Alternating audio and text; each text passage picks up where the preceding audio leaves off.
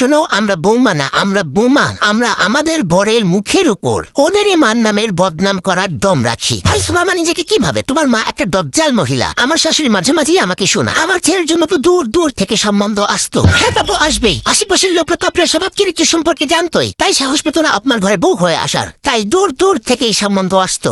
ননদ হচ্ছে ডিরেক্টর আর শাশুড়ি হচ্ছে অ্যাক্টর। কি করে? ননদ ফোনে ফোনে ডিরেকশন দেয়, শাশুড়ি লক করে।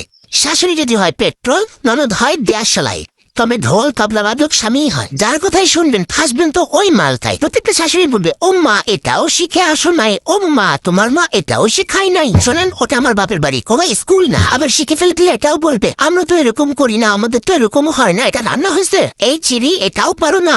আরে এত সমস্যা যখন নিজে গিয়ে করেন, বৌমা বাড়িতে আসার পর দেখবেন ওরা আর কোনো কাজ করতে পারে না। তাহলে আগে এই কাজগুলো কে করতো?